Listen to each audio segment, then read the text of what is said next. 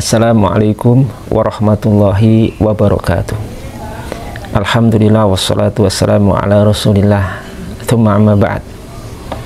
Istilah salaf dalam wacana keislaman kontemporer seringkali disalahpahami dan direduksi maknanya.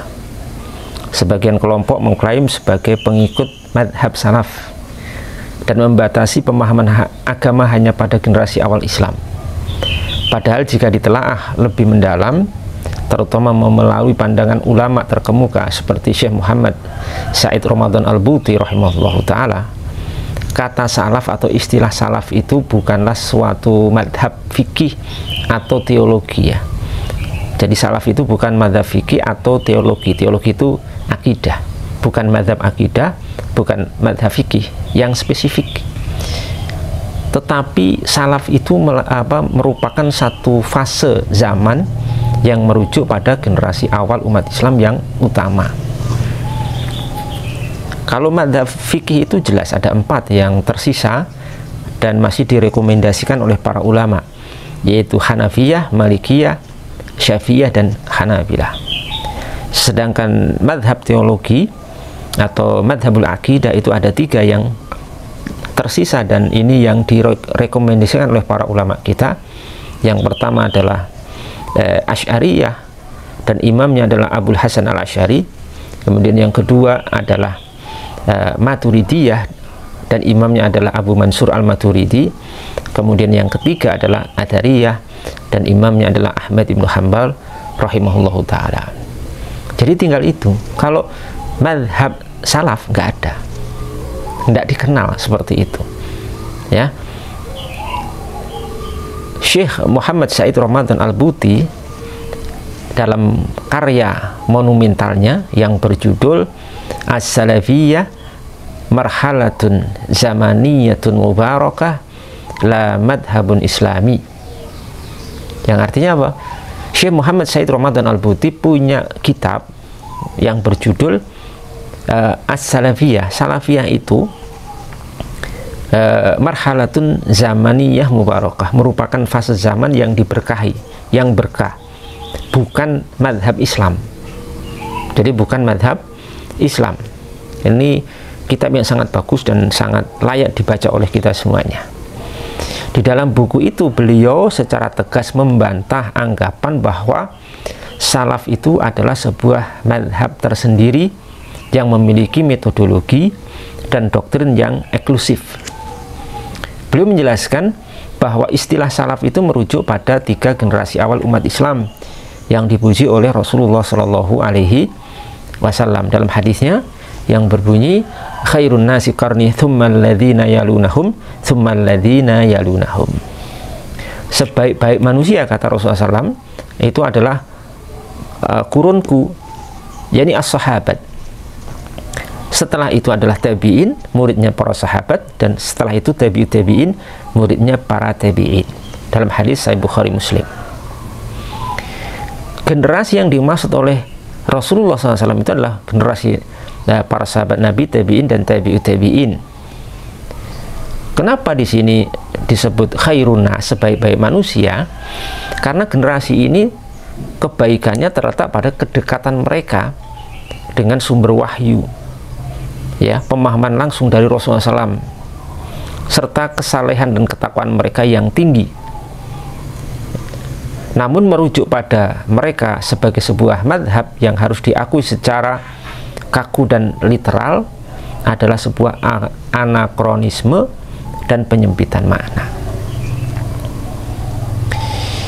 Al-Imam Al-Buti rahimahullahu ta'ala memiliki 4 argumentasi dalam hal ini. Yang pertama, artinya argumentasi bahwa salaf itu dijadikan madhab itu tidak benar gitu ya. Tapi madhab salaf itu adalah generasi, tadi generasi 3 kurun generasi atau fase zaman 3 generasi yang diberkahi oleh Allah Subhanahu wa taala. Ini para sahabat, tabi'in, dan tabi'ut tabi'in. Itu benar. Tapi kalau dijadikan madhab itu keliru. Lah, argumentasi dari Syekh Al-Imam Al-Buti rahimahullah ada 4. Pertama, tidak adanya metodologi khusus yang terkodifikasi.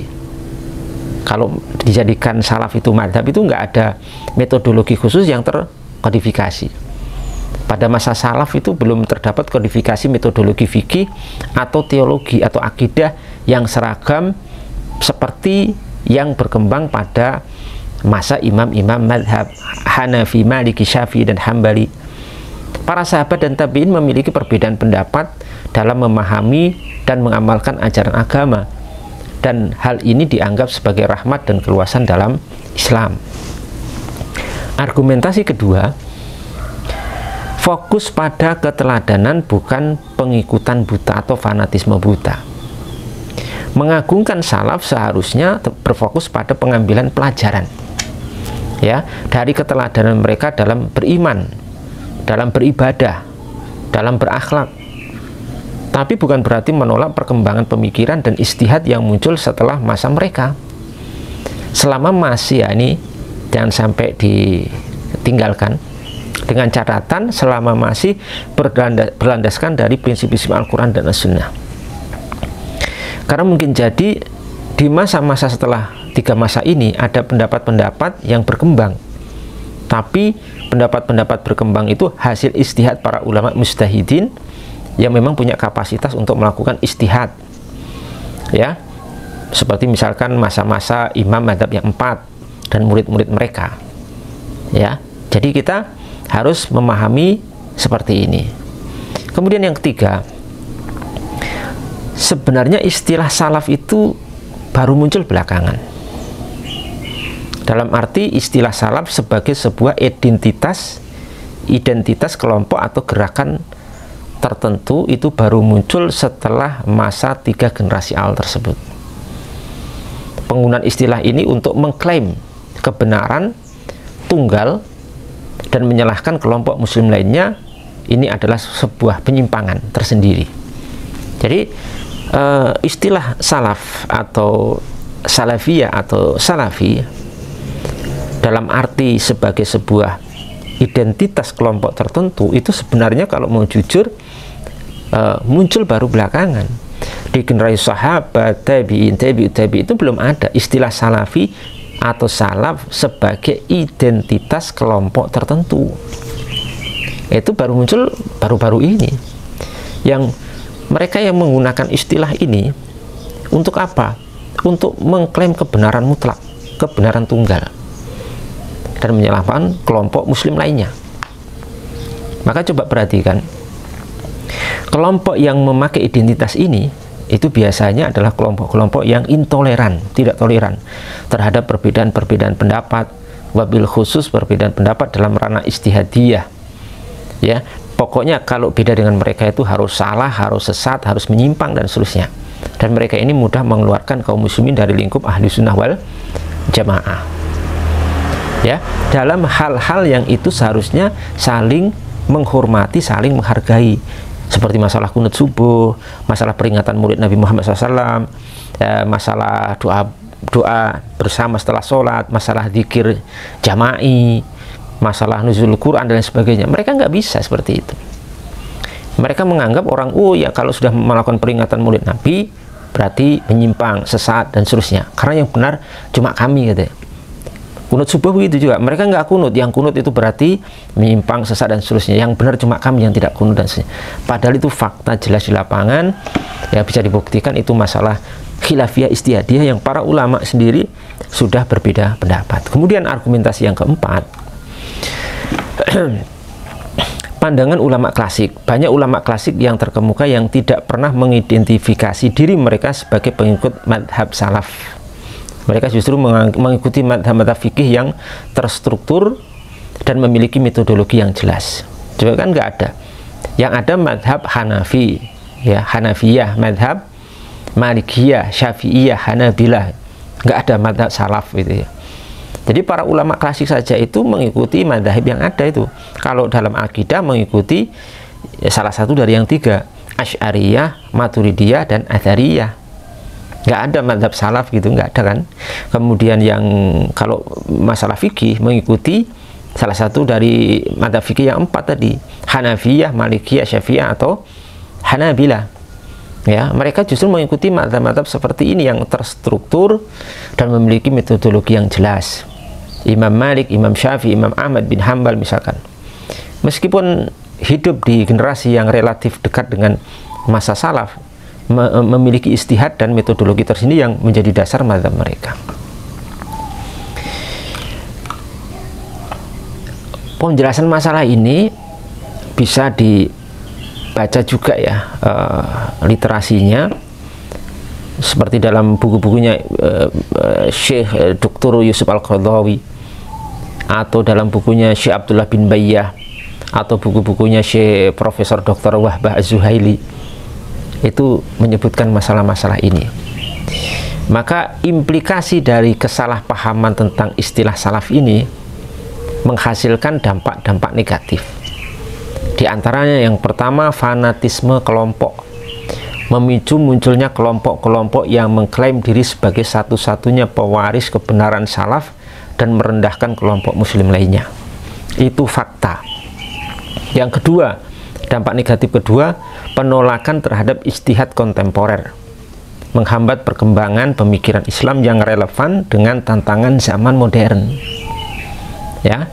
Yang ketiga, penyempitan makna Islam karena membatasi keluasan dan fleksibilitas ajaran Islam yang sebenarnya.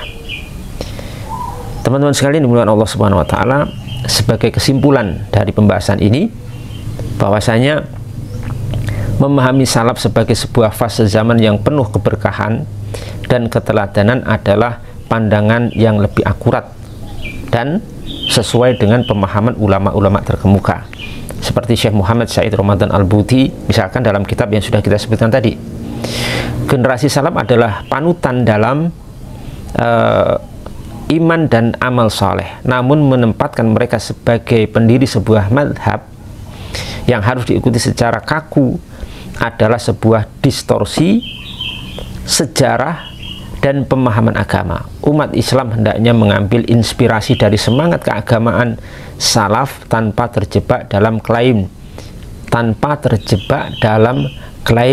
eksklusivitas dan penolakan terhadap ijtihad yang berkembang setelah masa mereka. Dan kami sarankan kepada teman-teman sekalian yang ingin memahami masalah ini secara lebih detail lagi, lebih akurat dan lebih luas lagi, untuk membaca karya Al-Imam Syekh Muhammad Said Ramadan Al-Buti yang sudah kita sebutkan tadi judulnya As-Salafiyatu Marhalatun Zamaniyatun Mubarakah La Madhabun Islami. Semoga bermanfaat. Assalamualaikum warahmatullahi wabarakatuh.